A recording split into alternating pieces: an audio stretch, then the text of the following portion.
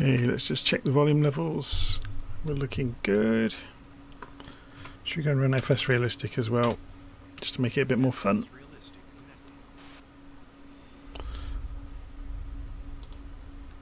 Okay, so we're going to jump inside the airplane. I have not used this plane for a very, very long time, so center instrument panel, lower center switch panel, battery to on. Second switch from the left up.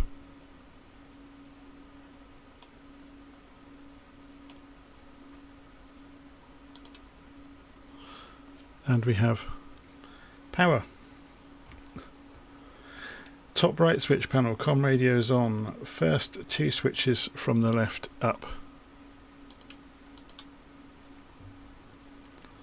Center pedestal, control 4. Fuel shut off to open, the red lever fully forwards. That's interesting, isn't it? Some of these are backwards. Then left side, control 7. Pneumatic valve to open.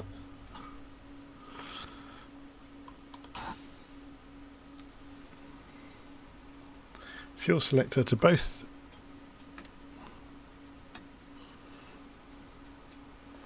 Then control 1, left instrument panel, beacon lights to on. It's the bottom right switch panel, bottom two switches up. Center instrument panel, control 2, left switch panel, second row. The anti-fire system is the fourth switch from the left up. So let me get this right. The second row, 1, 2, 3, fourth up. And that's the anti-fire system, and that puts the light on over there.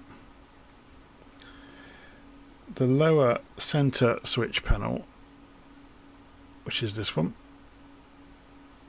Engine parameters indicator, power to on, sixth switch from the left up. 1, 2, 3, 4, 5, 6 up. Fuel level indication, power on, fifth switch from the left up. That one. Center pedestal, control 4. Prop RPM to high, the white conical headed lever all the way forwards. Mixture to rich, blue lever pulled all the way back. Throttle to 1 inch. That's about there then. On the floor, control 6. We do the manual fuel pump.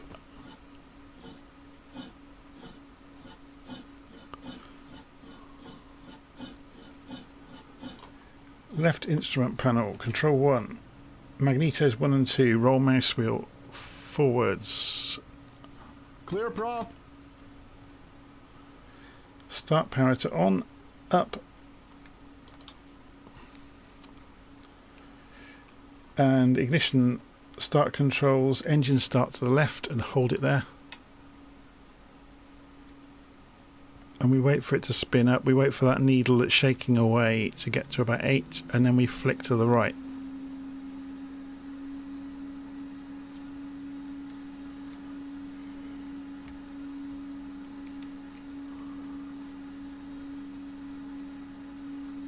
Go. And we have an engine. Make sure I'm not rolling. Don't seem to be.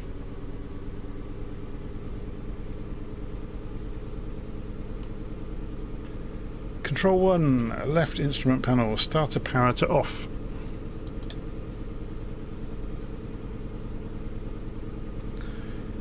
And then control 2, lower center switch panel, alternator to on, first switch on the left side up.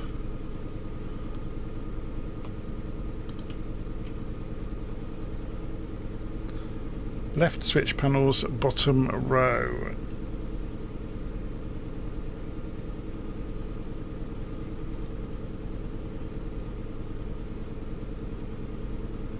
Inverter to on, left switch up.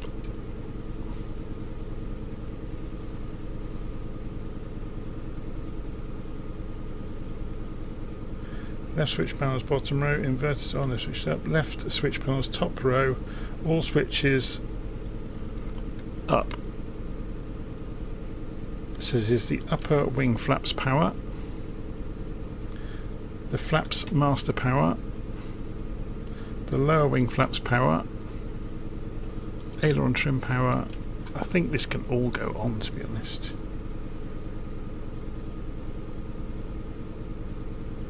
Left switch panel second row, oil shutter power to on, second switch from the left up. Cowl flaps power to on, third switch from the left up. Brake power to on, far left switch up. Left centre switch panel, all remaining switches to on. So that's all of these. What's the caged one?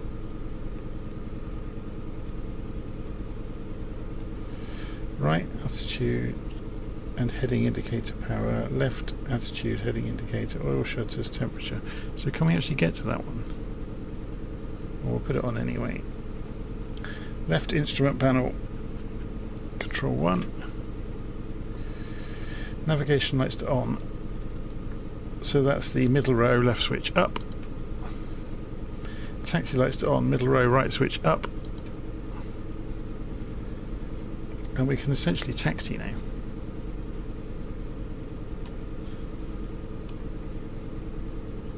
So center instrument panel, before we do taxiing, top right instrument, so transponder on. The blue switch goes up. Left instrument panel, landing lights to on, so that's over here. Or control 1 if we want to get the yoke out of the way. Top row, both switches up. There are the landing lights. Attitude indicator to uncaged.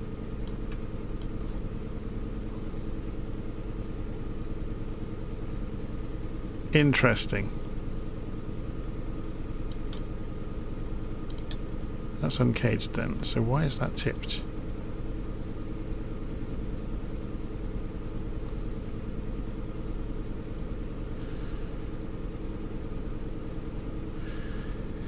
Center pedestal, control 4, cooling levers, cowl flaps to open. Hold right lever up for several seconds.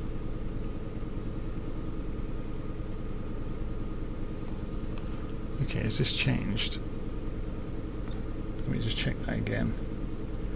Cooling levers, right, rear, right.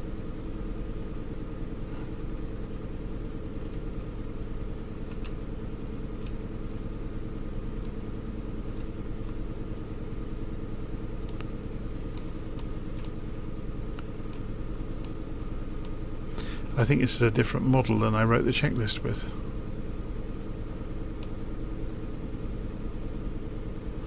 Let's try that again.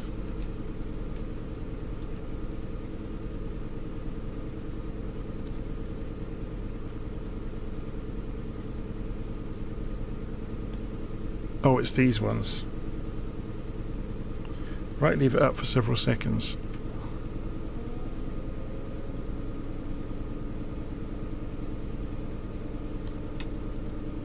And then that one. So what that will have done is open. Yeah, you can see we've opened the vents around the engine.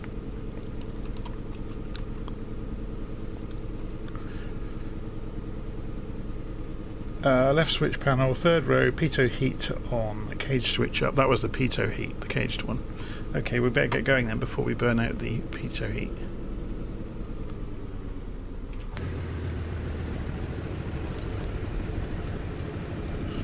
Okay, we're on this tiny little island in Tasmania, and this is the airstrip right here.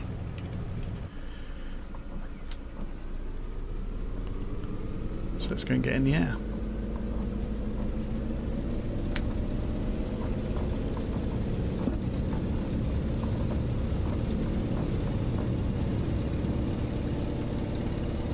Hurrah!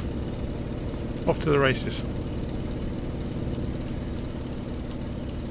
So we can't really see anything. Just do this gently and turn back around.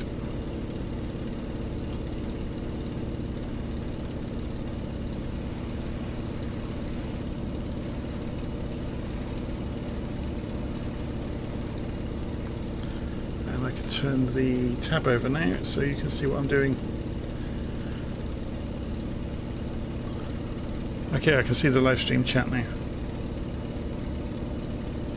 So it's morning in Tasmania. This is live real time. So we've just taken off from this tiny little airstrip. You can see just there's a grass strip cut into the grass on the island. There's nothing else here, I don't think.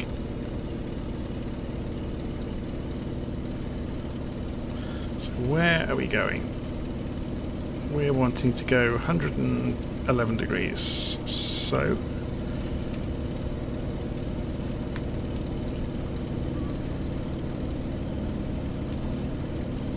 is this really the only compass we have?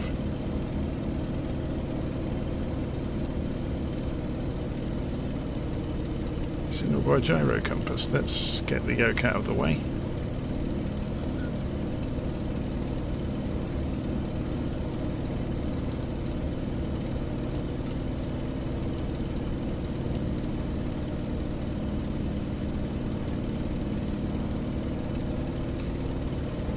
Just turning around to 110 degrees. Continue to turn. Climbing as we go.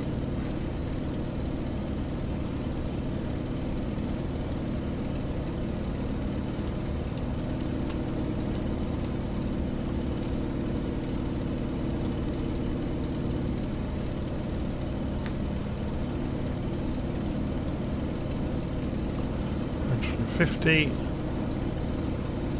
20 degrees, 110. Oh, overshot slightly.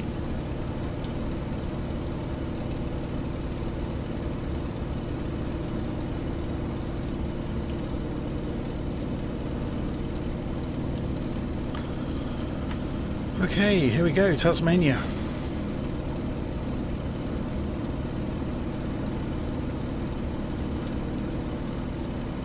So we're just coming in over the northwest coast here from Trefoil Island.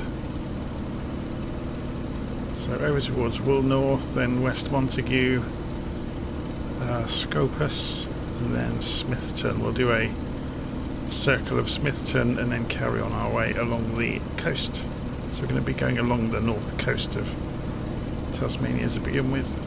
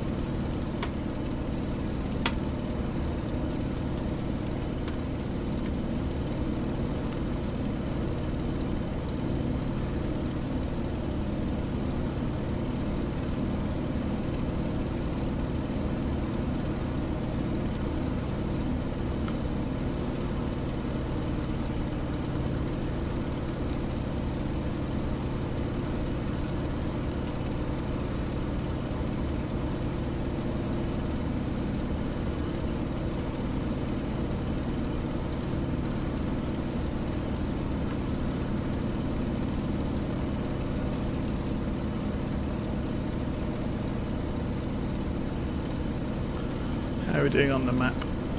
Just coming in over the... racing along, 115 knots.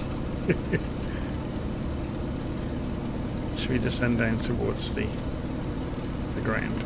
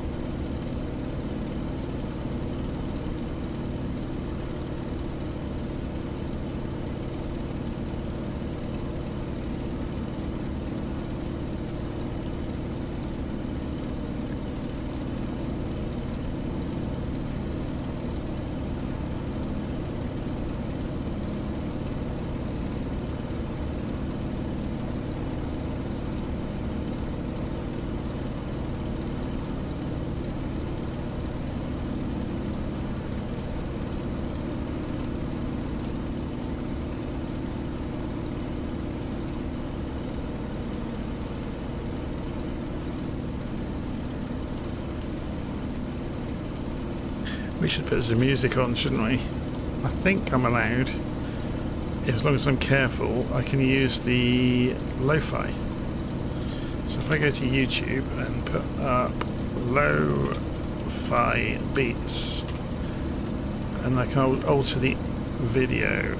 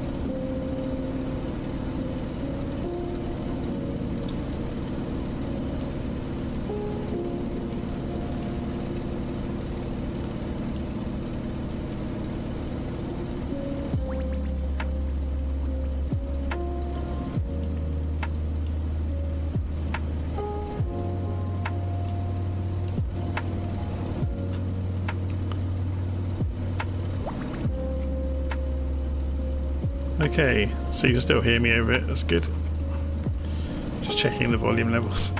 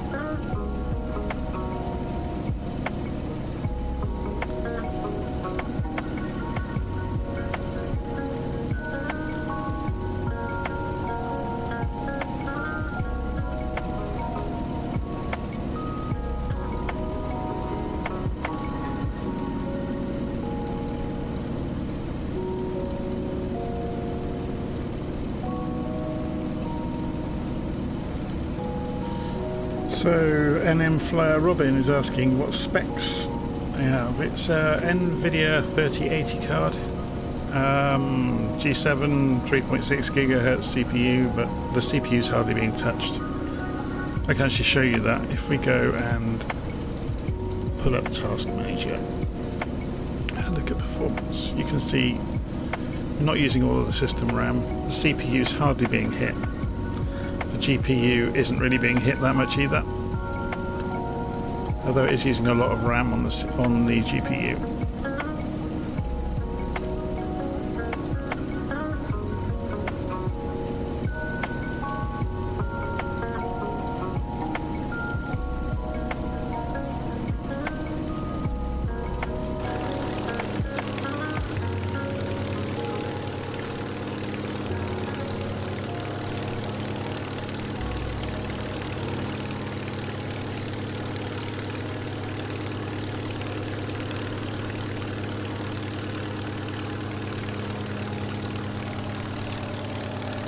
Okay, so this is Smithton that we are almost on top of.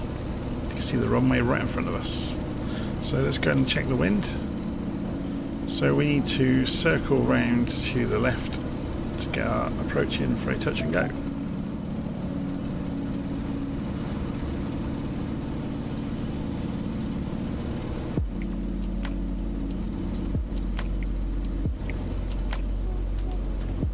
We don't actually need to have the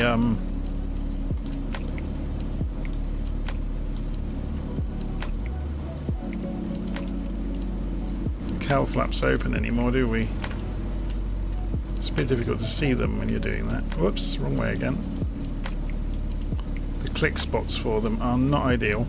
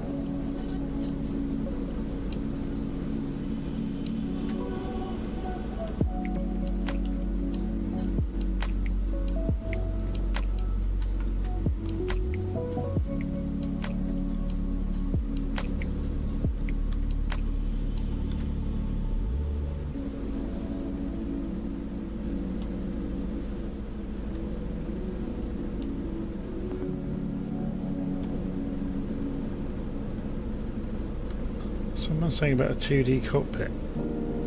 So the plane I'm flying is the Antonov AN-2. It's a local legend for Flight Simulator.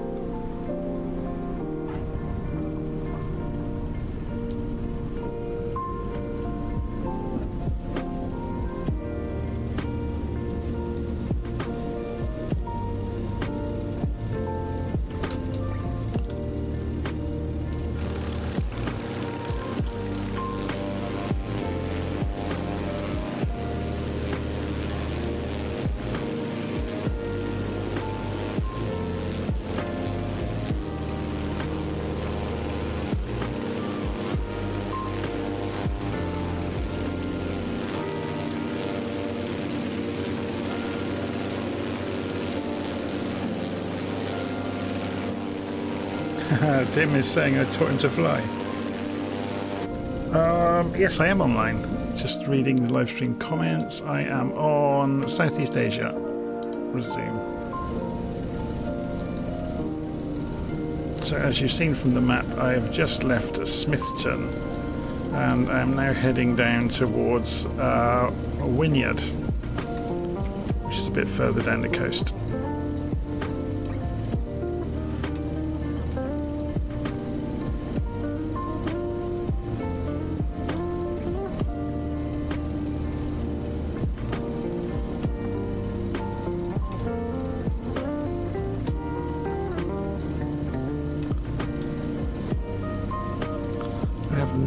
idea where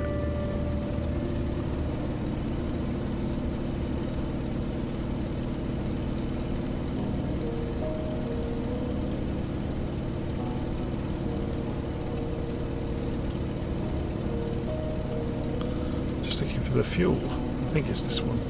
No, that's temperature. Oh, has it got gauges up on the root of the wing maybe? Or is it down here?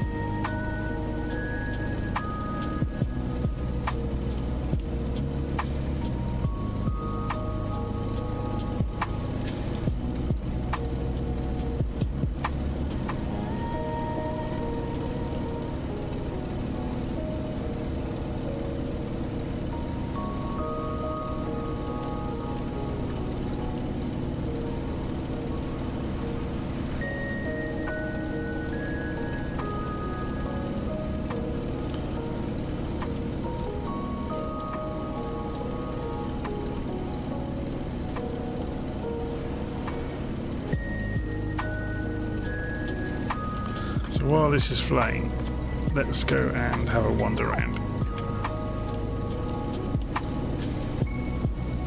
It's worth saying all I've done is trimmed it out. There's no way in this aeroplane of doing anything more than that. So it's just happily flying along with nobody sat in the pilot seat at the moment.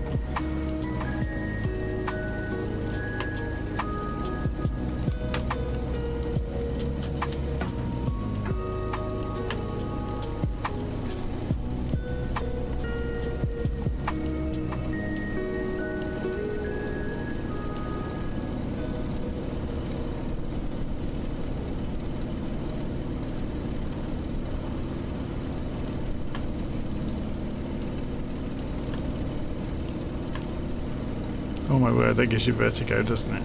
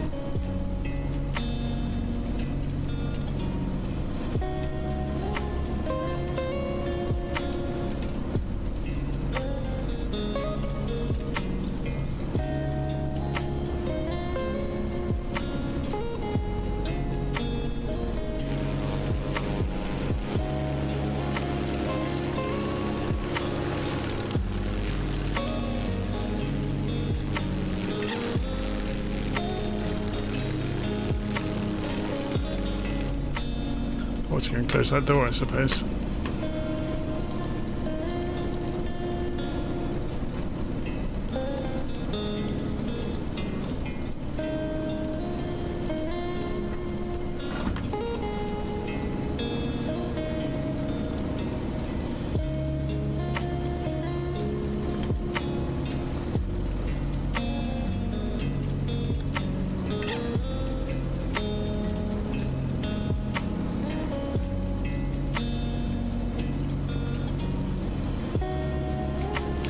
How are we doing on the map? Just coming over Black River, which is down here. Should we turn the fans on? I think it's this one. There we go. You get a similar thing on the other side, I think. not that one.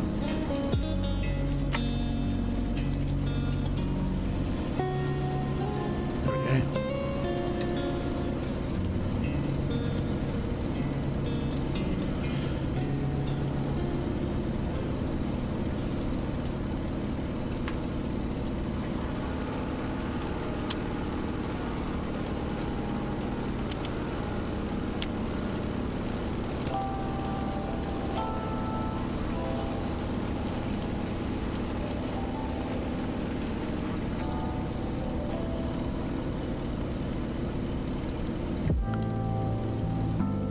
There's a pier here.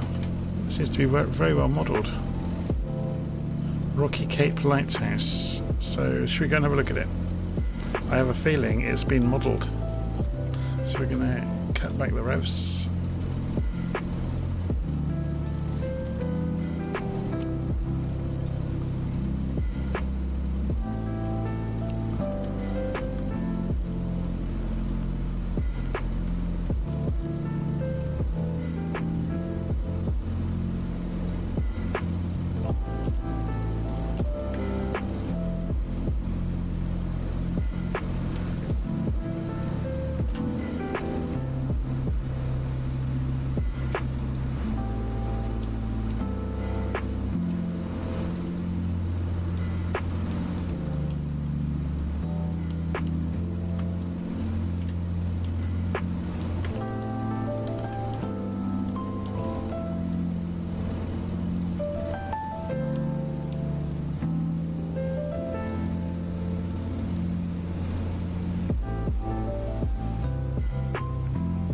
What we'll do is fly past this on the right so I see it from the left window.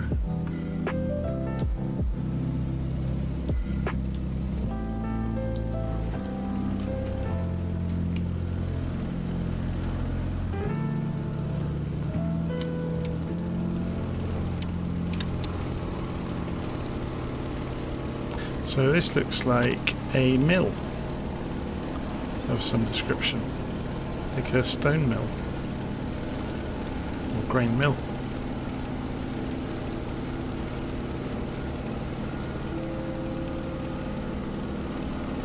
So it's certainly not a lighthouse, is it? What's it got it on as the map? Carey Point, Crayfish Creek.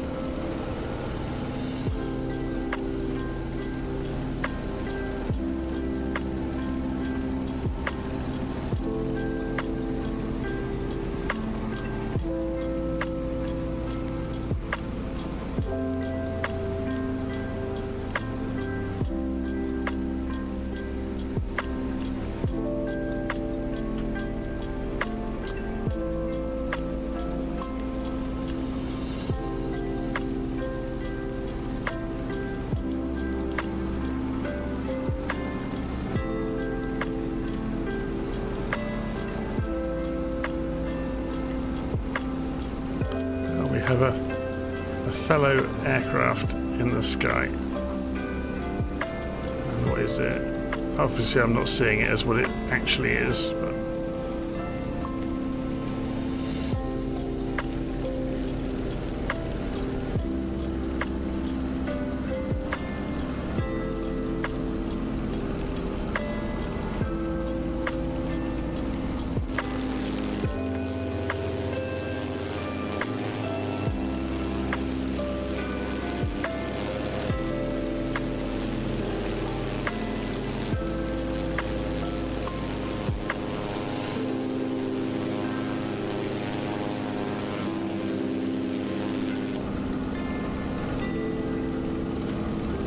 I guess I could help anybody that does want to follow along and go and switch transmitter on.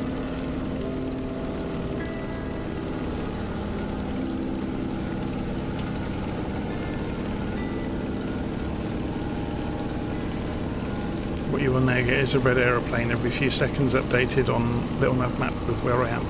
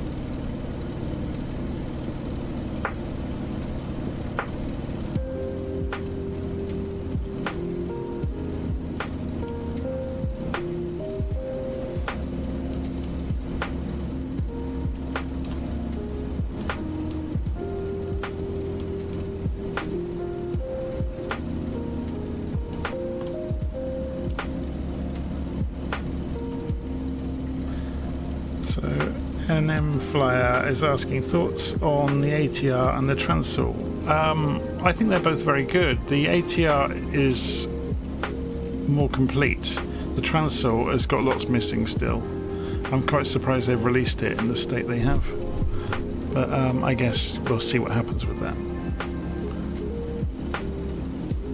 It's just, I know from, I'm a software developer myself, and the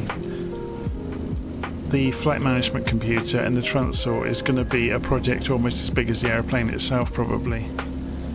So expecting a small developer to go and build an airplane and the guidance system is asking a bit much, I guess. But yeah, the ATR is very, very good.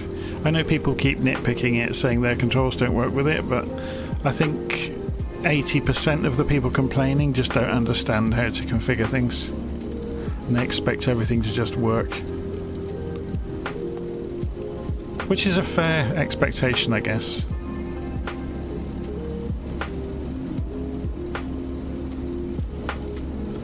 Okay, we're on our way down towards Wynyard.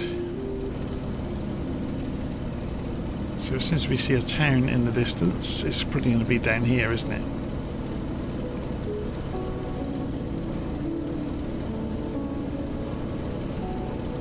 So let's start descending.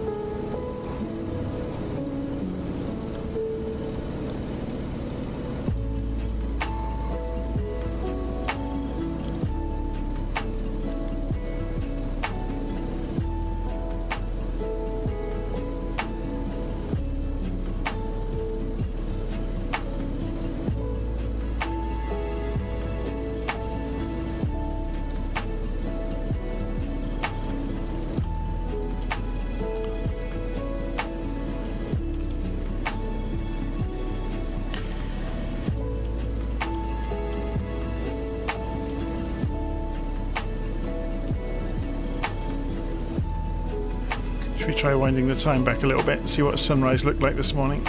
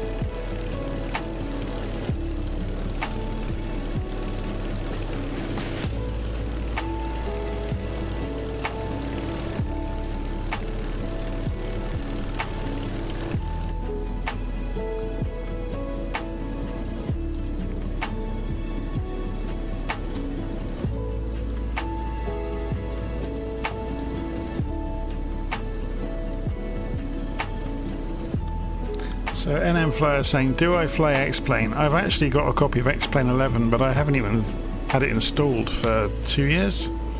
So not long after Flight Sim came out and became stable and quite feature rich, I went back and looked at X-Plane 11, and it's just, it doesn't hold a candle to Flight Sim. It really doesn't.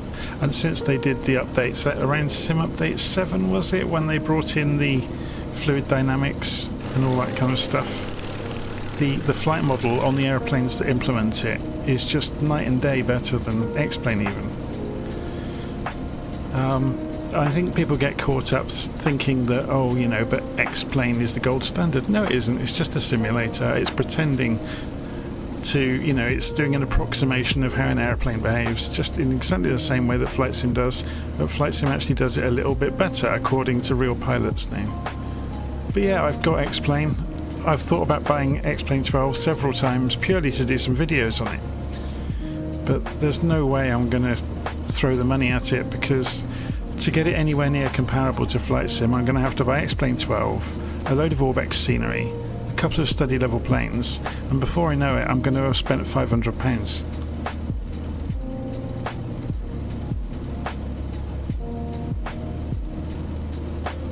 And yeah, besides that, I'd have to go and buy cloud add-ons for X-Plane 12 and live weather, so I have to get another Active Sky subscription, which I used to have years ago. Okay, so you can see Wynyard coming anyway. Sorry, I didn't mean to go off on one there. So let's go and see what the wind is on the ground. 200 degrees, 5 knots. So it's coming in from southeast. Southwest, sorry. So we're going to loop around the airfield and come in the other end. So we'll descend down and have a look at the town as we come past. Try and get close to the window.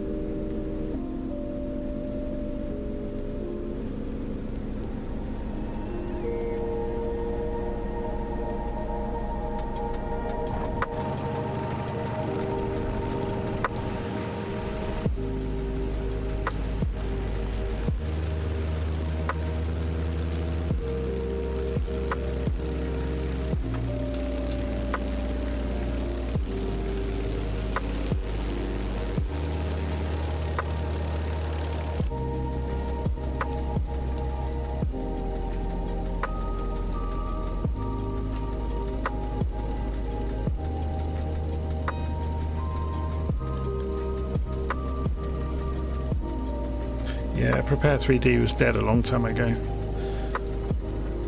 It's a shame. I actually own a copy of Prepare 3D 5 as well. I haven't even had that installed for 2 years either.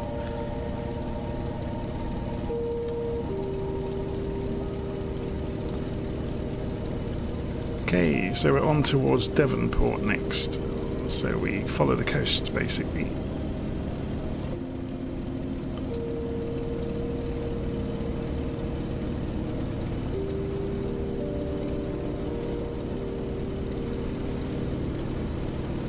I think one of the huge advantages Flight Simulator has over any of the others is the multiplayer.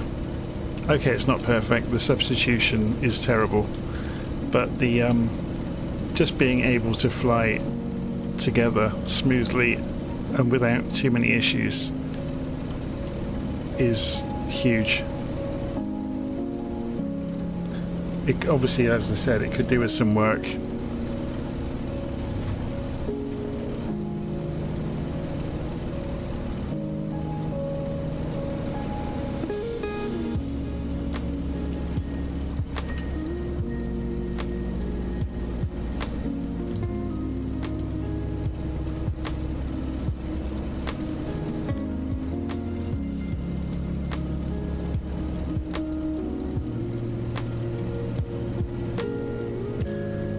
I think the substitutions in Flight Simulator could do with having an override that bases the aircraft model shape on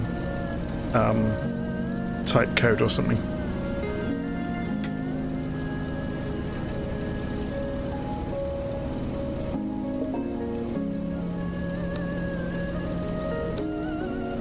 Okay, so we're about to pass over the top of Somerset.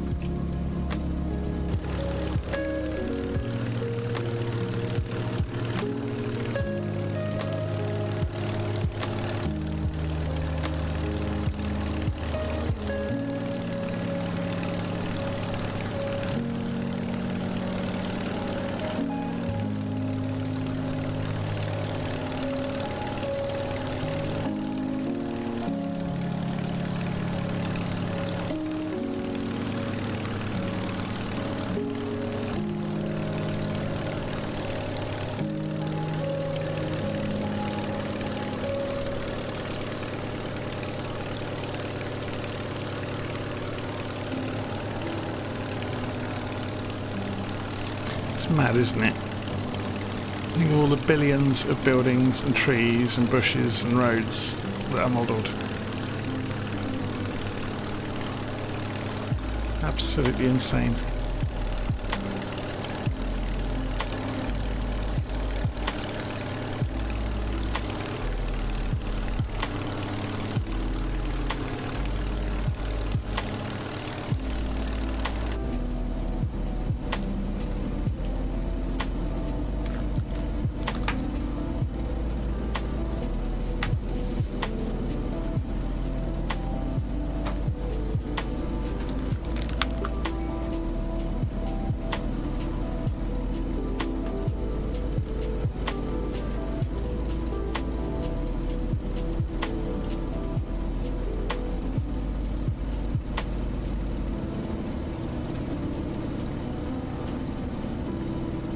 So this is Cooey and Parkgrove and Burney. So this is Cooey we're just passing. And then Parkgrove and then Burney over here. Oh, sorry, no, it's Wivenhoe. Burney is on this headland. Wivenhoe is in here.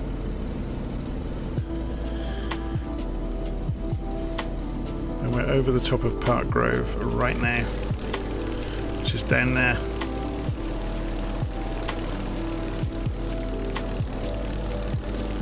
So the town out to the right of us is Upper Burney and Romaine.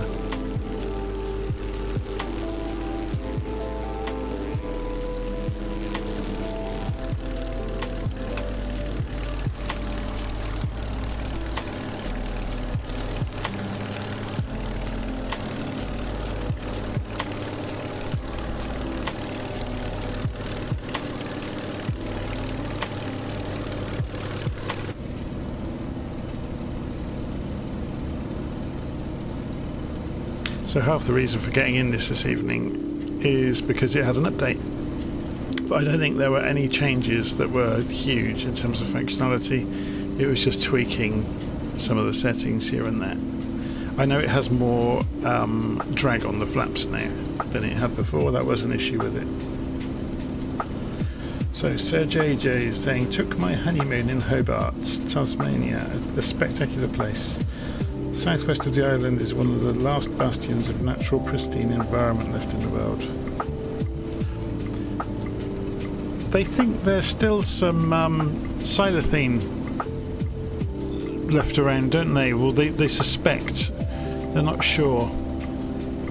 I think they're becoming more certain that it has died out now, but the Tasmanian wolf.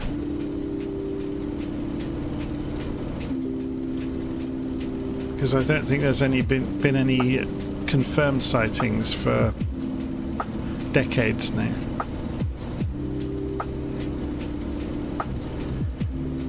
So NM Flight saying, are you from Tasmania?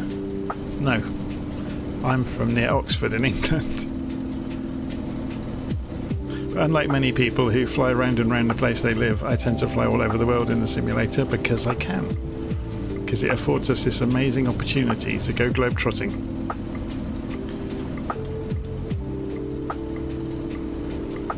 To find out about places. It's funny how there's so many English place names in Australia and Tasmania, like Ulverston is a place in the north of England. Devonport is another place in England. Aberdeen is Scotland. It's quite amusing.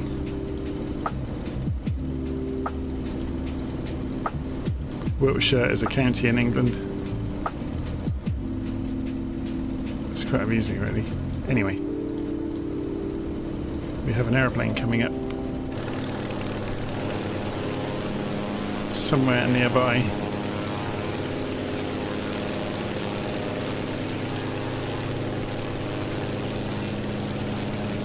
There's another one off of our other wing somewhere.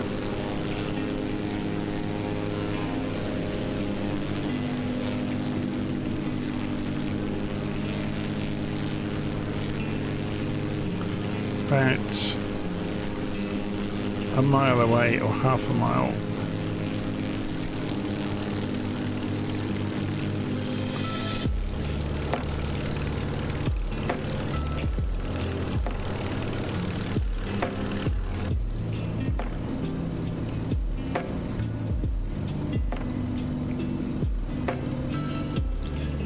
Am I a descendant of Thomas Becket? Well, as in Thomas Sir Becket? No.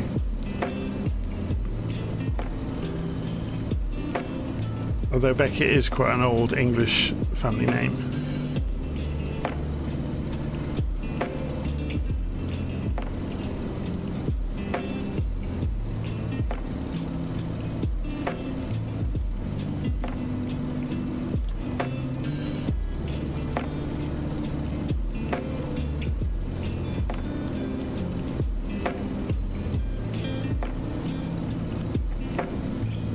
Do I know Hungerford?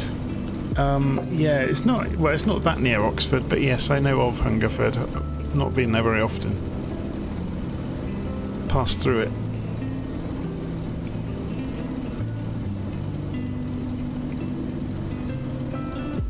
I actually grew up in a small town near Oxford called Carterton.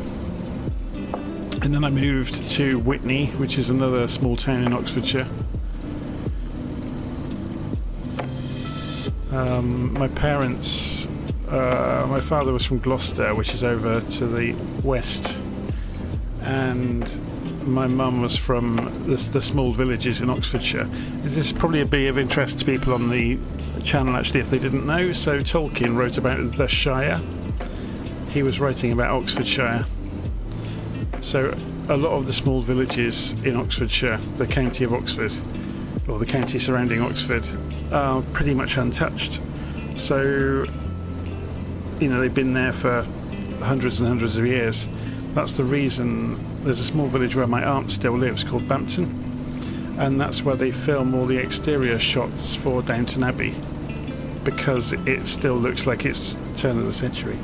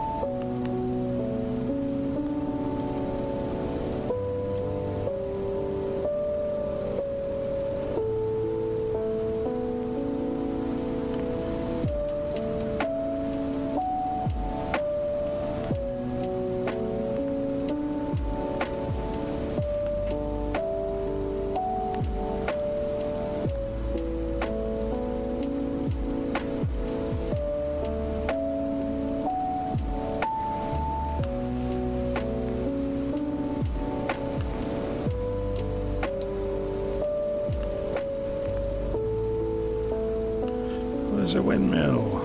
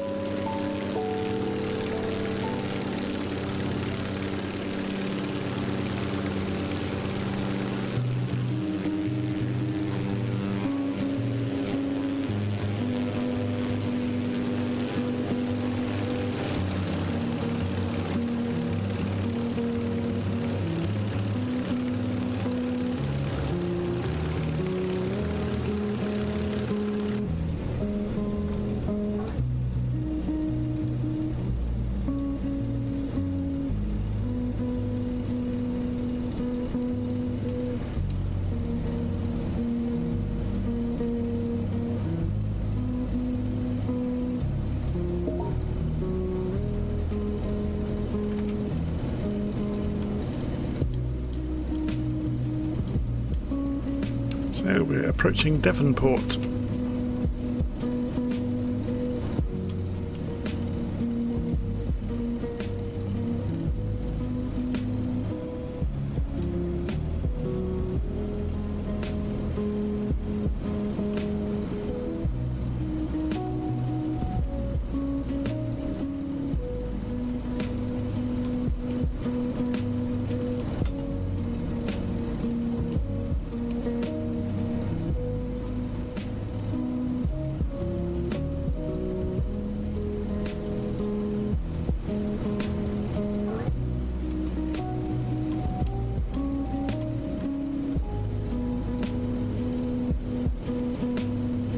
I think that's the fuel.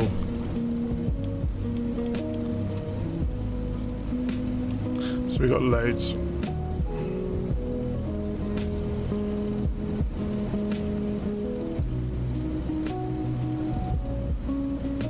Do I fly in the States? I fly all over the place, everywhere. If you go and look through my YouTube channel, you'll find flights all over the world.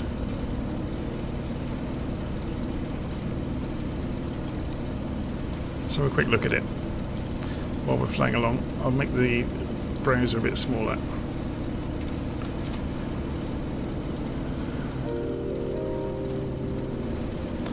So, videos, you can see I've been doing various things. A bush trip, Byron Bay in Australia, Papua, Brazil, the Mac Loop in Wales, just messing around. Where else have we been recently? Some exercises we did. There's Jersey to Cardiff, Brussels.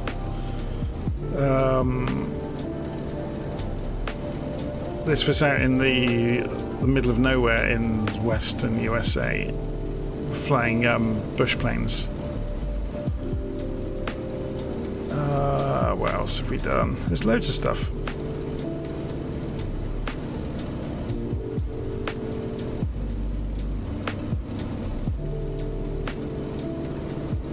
I've done quite a lot of figuring out procedures in the big planes and writing up tutorials for them.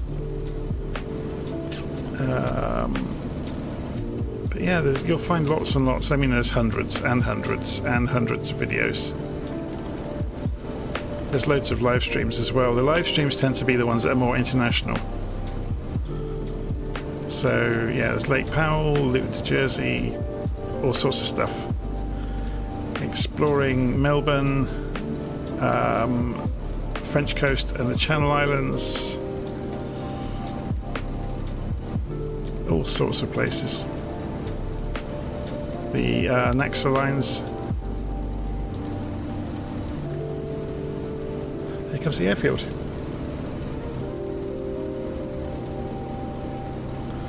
So Sir JJ is saying it's morning in Australia. So we'll just check the wind. I think we have to go around the airfield. Yeah, it's coming from the same direction as us, so we need to land into the wind. So we'll scoot around, do a left circuit in.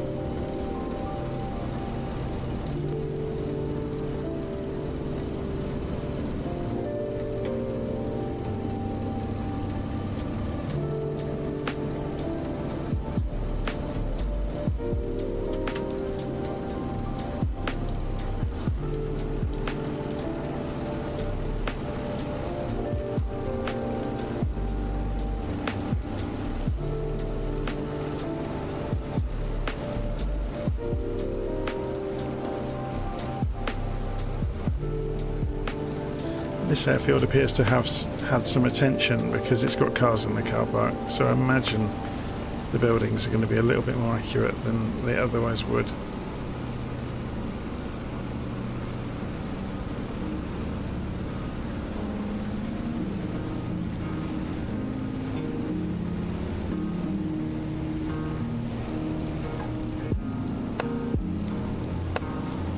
No, it's not that accurate, but it's better than nothing.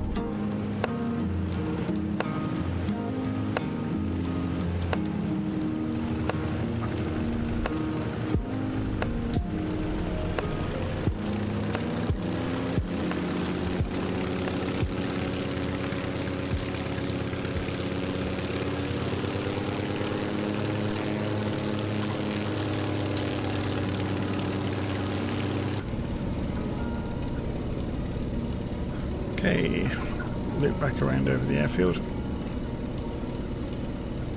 Does look pretty good, doesn't it?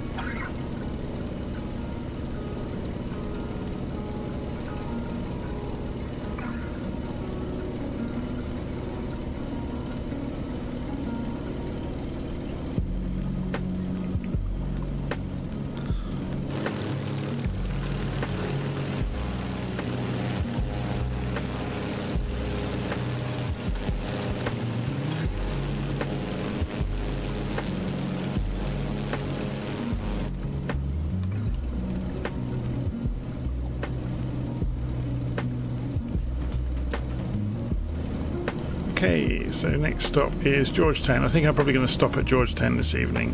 Oh, actually, no, it's not that far down to Launceston, is it? We'll stop at Launceston then.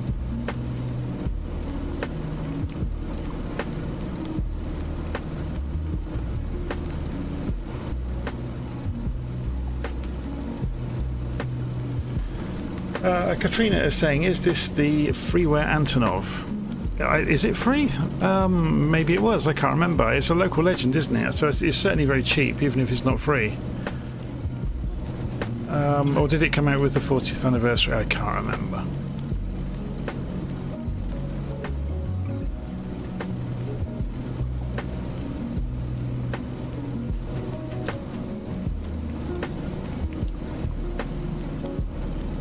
So just while Katrina's watching, I'm still planning to reach out to some of the more famous female YouTubers, because I think it's rubbish that there's so few girls that have become involved in flight simulation and messing around with aviation on YouTube. If you look at the official stats, it's something like 10% of pilots worldwide are women, but that's not represented in Flight Simulator.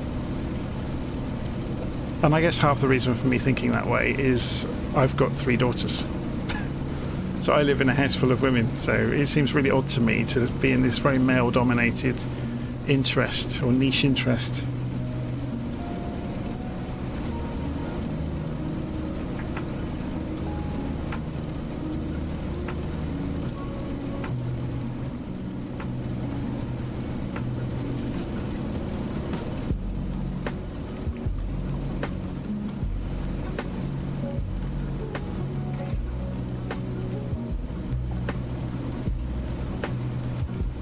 Okay, so this town we are passing over is Shearwater and Hawley Beach. So Hawley Beach is over there, and right below us is Shearwater.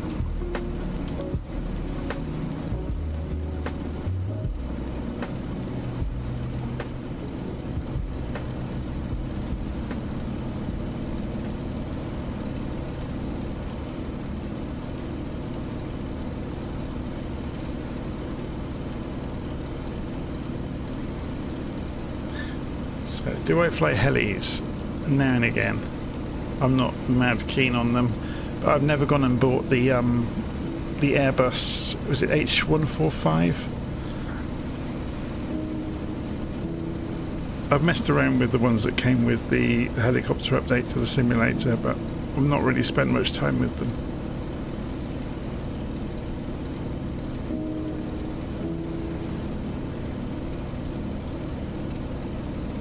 So yeah, it's interesting. Katrina's pretty much said what my daughters have said. One of them is really interested, and interestingly, she's more interested in doing air traffic control than actually flying the aeroplanes. She did learn to fly the 737 in FSX, and she took part in quite a number of group flights with real air traffic control. I mean, not also simulated air traffic control. So she really got into that, but her interest ended up being the ATC. Hello, the sim's frozen, hasn't it?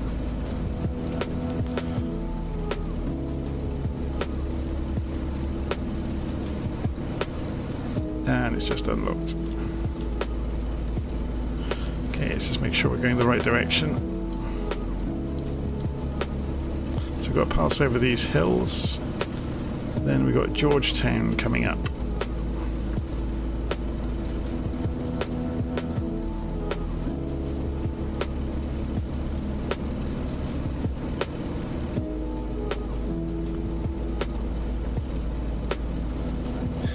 So NM Flyer is saying, do you have real world pilot time? I have been in a real aeroplane, many real airplanes. I have flown at the controls of a real aeroplane many years ago. I need to slow down the adverts from Nightbot, don't I? It's going too fast. Let's see if I can get to it while we're all flying. So, Nightbot.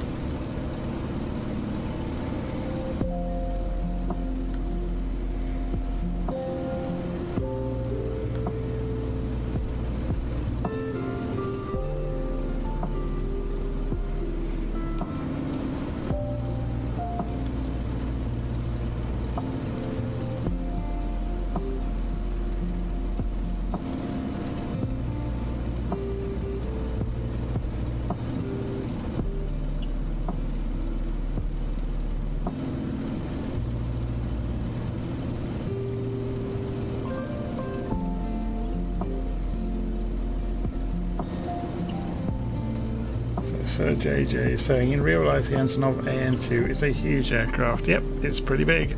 And if you watched Stranger Things, you've seen it. Because the aircraft that Hopper and Joyce escaped from Russia in was an Antonov AN-2.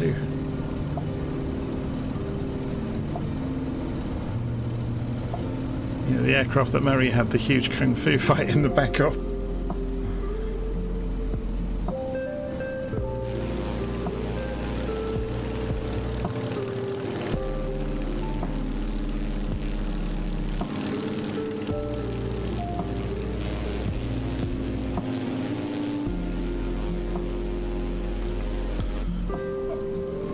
I'm not sure the Antonov AN-2 is the biggest biplane ever built. There's probably lots of bigger biplanes. I mean, you've got all sorts of crazy stuff from the First World War and the interwar years where they went huge. There's some Italian ones. There's things like the Hadley Page as well in the UK.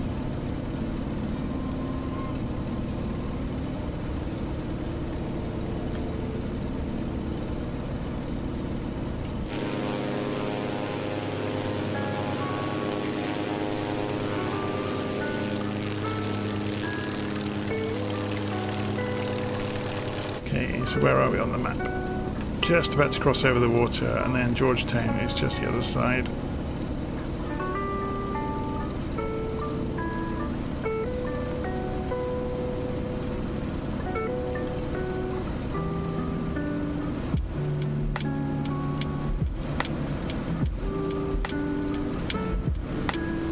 Just the airfield just coming up.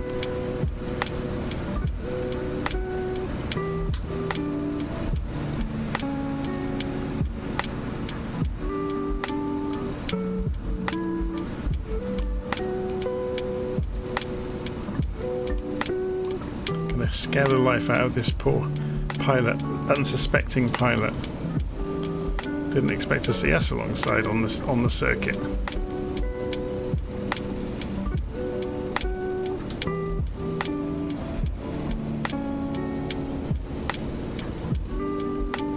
This is a misspent youth of playing DCS that allows me to be able to do this sort of thing so accurately. Yeah, he's just spotted us. And started overreacting really badly.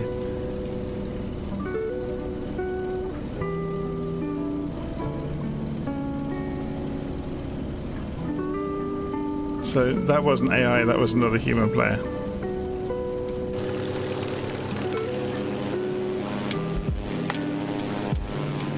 Not sure where they went. They panicked. Oh, there they are. Okay.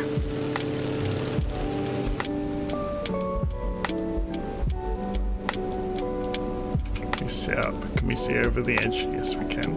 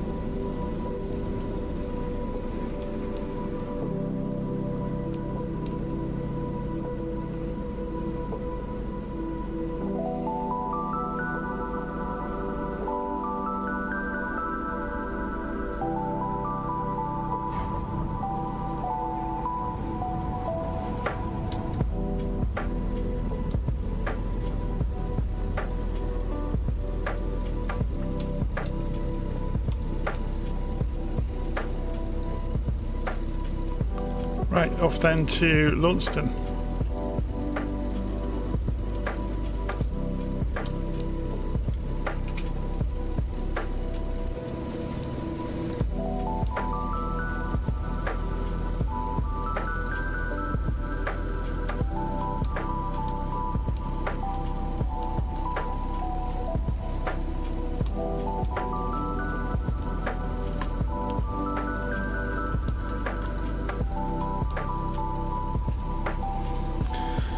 So we'll look at the map in broadly the right direction. So we've got 33 miles to go down the river. We just follow the river all the way down to Launceston basically. So chase the water.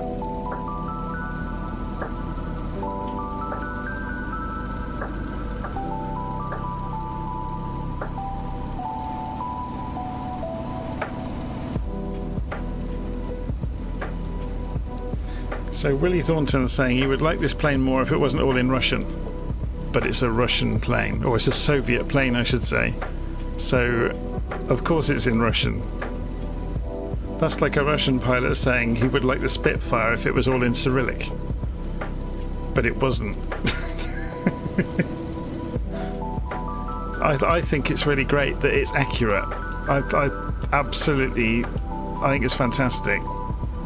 And if you have the interest to go and learn what the various words mean, then, because when I first got this, I spent an entire day going around with Google Translate, translating all of the labels and figuring out what all the switches did.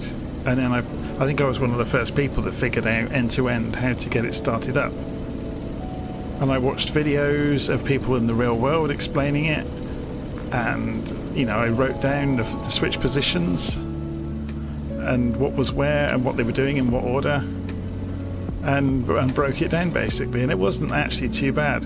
I think the major difference between this and Western planes is most of these switches, they're really just breakout switches.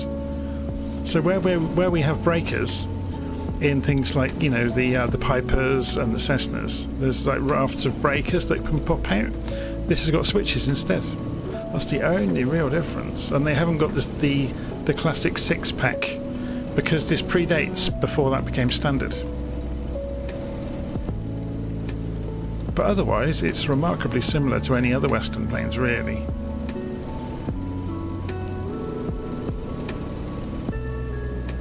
It does have a language option. I think there is one of the variants in the liveries has got some of the labels in British, but not all of them. I think there's like an electric, GPS version of it that has got a very different dashboard.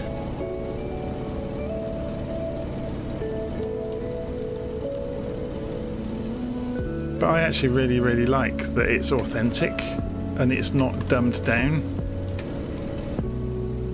So it has a lot more character because of that. So we're carrying on straight down this valley.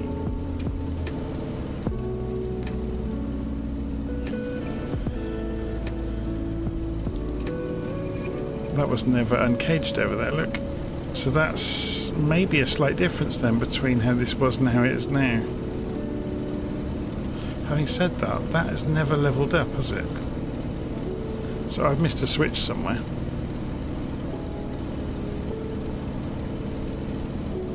That's an interesting one.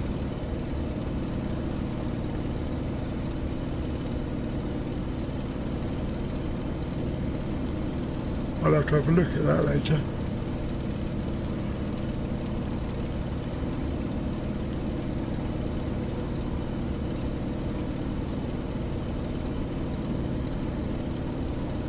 Is it relatively easy to trim? Well, I always have the trim controls mapped to a joystick hat switch, which makes it very, very simple for me to trim.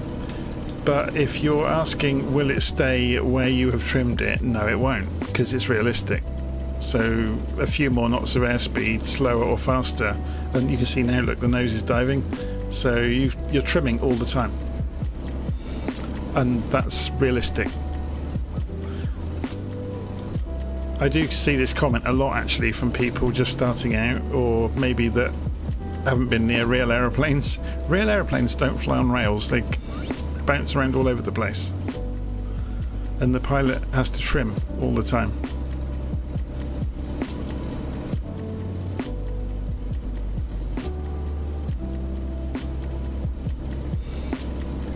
The Wilga's fantastic, just reading the comments about it. It's probably one of my favourite aeroplanes in the game. Tons of character. The flight model is apparently very realistic, and it's actually quite challenging to fly it well. It also simulates this thing called shock with the engine.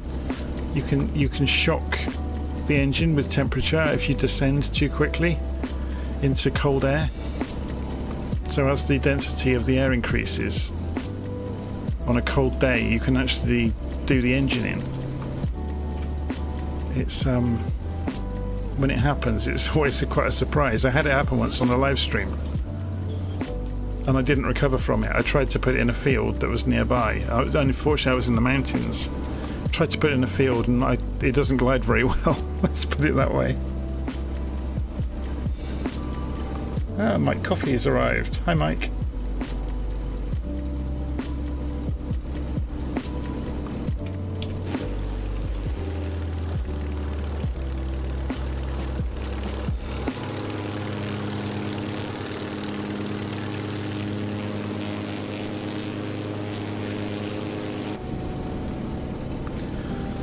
So we're just heading in towards the final waypoint this evening. So we're just coming over Exeter, which is a town in the south of England, or city I should say, south of England. Windermere is a lake in the Lake District in the UK. Grindelwald, isn't he a baddie in Harry Potter?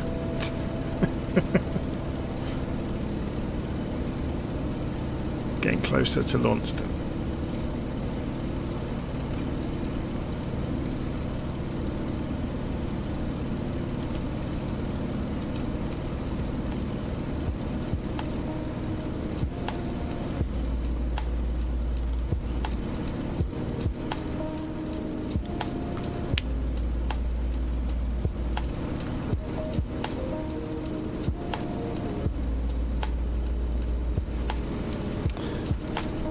It's annoying me that the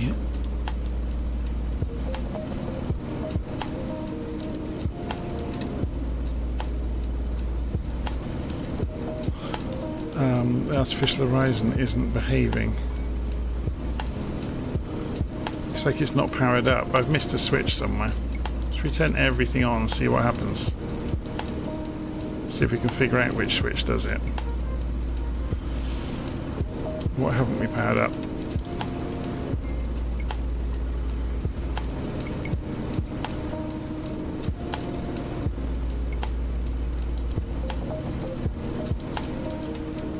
Ah, there they go. So I missed a switch then during the startup.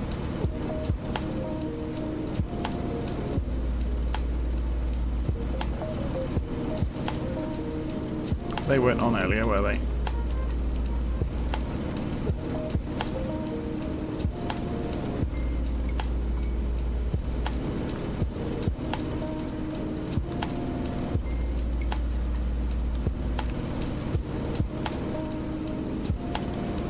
So I need to go and revise or review the startup sheet and make sure that I've got all the switches right.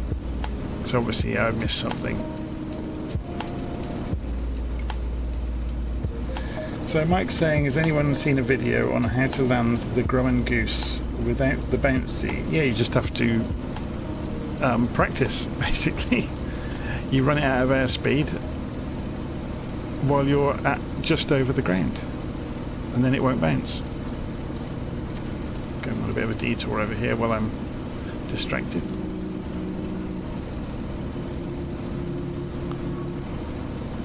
Yeah, you just keep the Grumman Goose just off the runway. You just have to know the numbers for it. If you look in the pilot operating handbook, it will have the numbers there.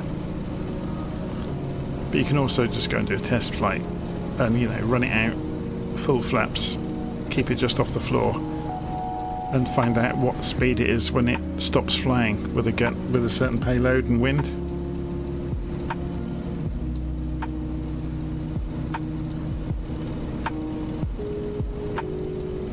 They're playing this song in Walmart right now.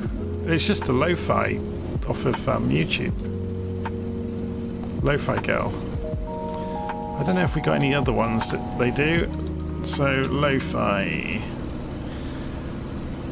Hip Hop Friday. I have to be careful which one I get. So we want Lofi Girl. Synthwave Radio.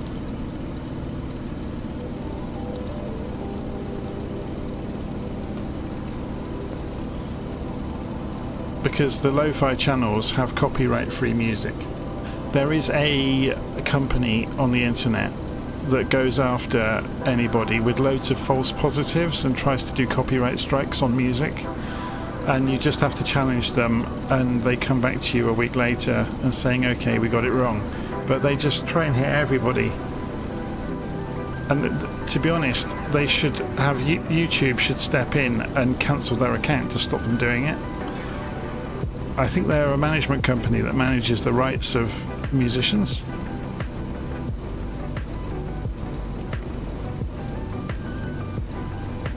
But yeah, nearly every video where I've used copyright-free music, they've challenged it. And then they've come back and said, oh, yep, sorry, our bad.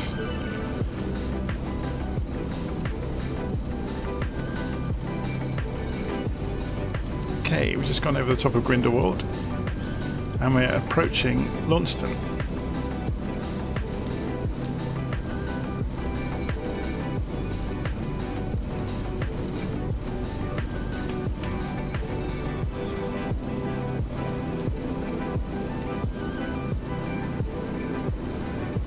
They've got one of these circular irrigation systems here, look.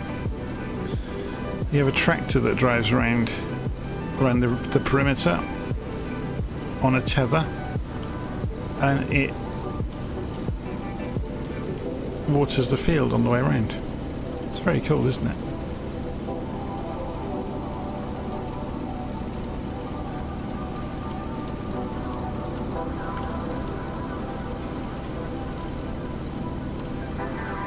The quality of the scenery around here is fantastic, isn't it?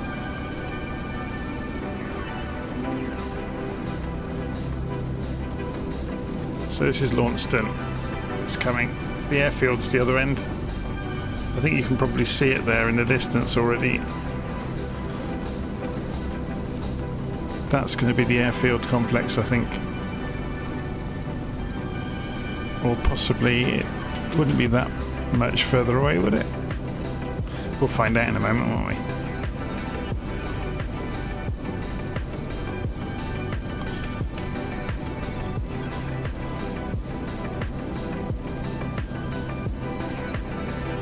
Yeah, this is all default scenery. I'm just reading the live stream comments. This is the world update scenery, which is all free.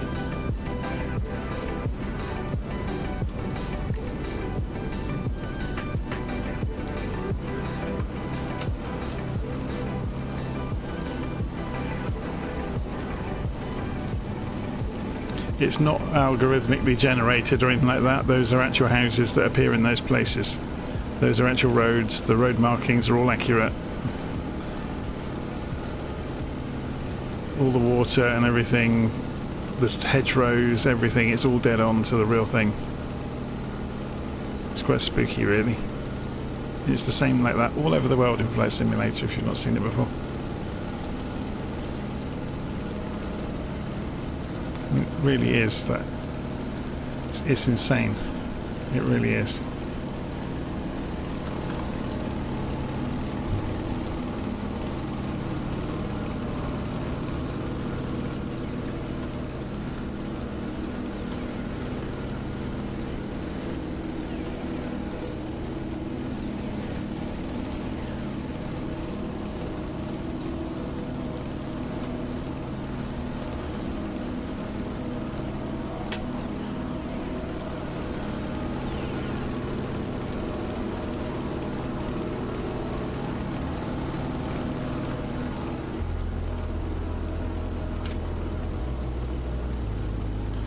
We're getting there, we're nearly there.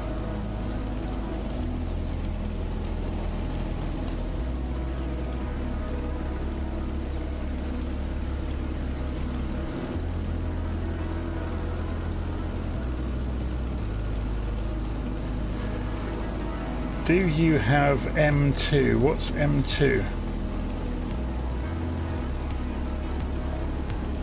I saw the Antonov AN-124 today flying into the airport I work near. What's the Antonov 124 look like then?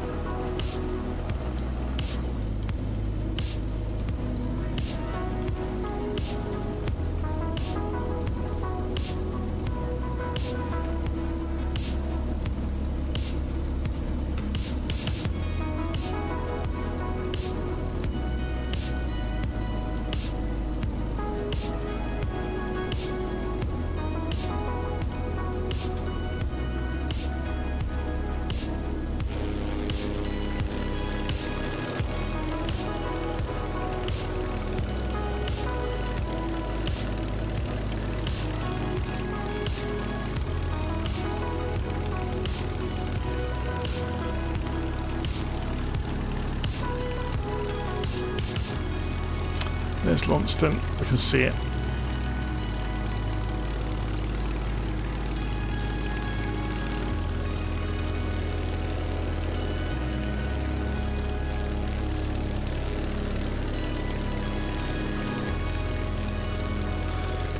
Now, I used to know this airfield. I had the Orbex version of it in P3D, which was fairly accurate.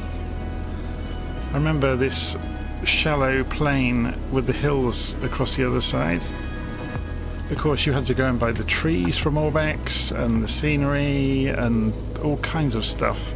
It cost a fortune just to make one airport look good. The mesh.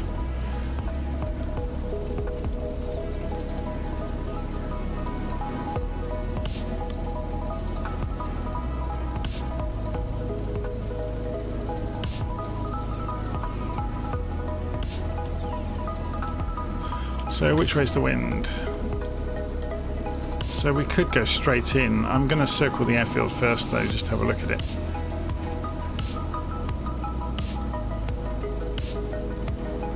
So I'll loop round and then come back in.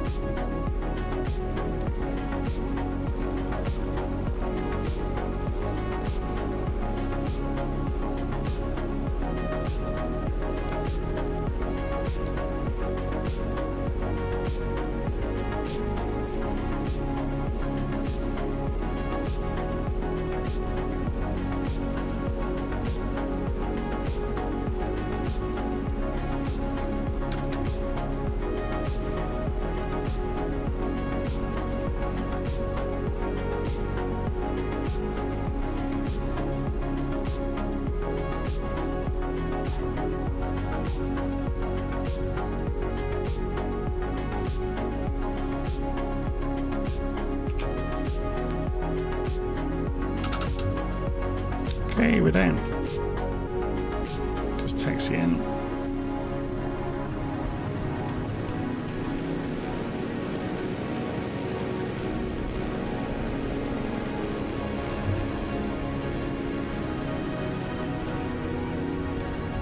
Okay, we're not going to go in that taxiway going at that speed. Let's double back. There's nothing else around at the moment.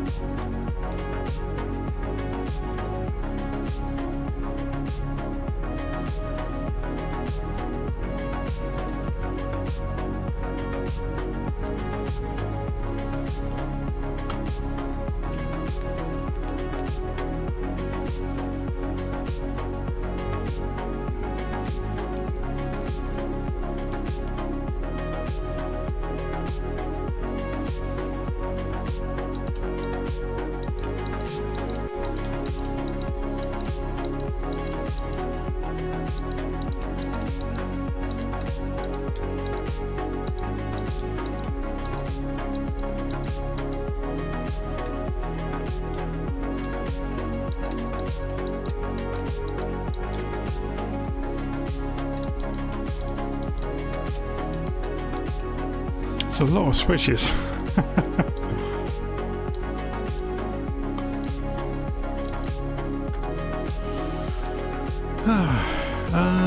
We've done everything else, haven't we? Yep. Oh, did we turn that stuff off down here? No, we didn't turn the fuel off. And we didn't turn the pressure off there. We didn't use the primer either, starting the engine, which was interesting. We didn't need it. Close the cockpit door.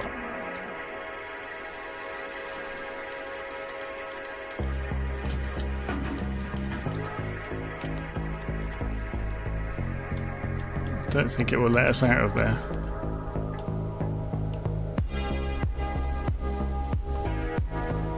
Should we have a look around the plane from outside?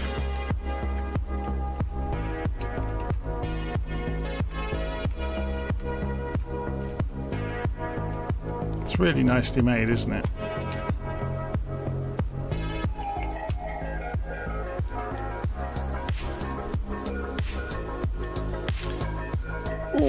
Anyway, it's, oh my word, it's gone 1 AM in the morning here. I'm going to call it a night. So anyone who is following along, thank you very much for watching. Please do subscribe, like some of the videos on the channel. Thanks for watching. See you again soon.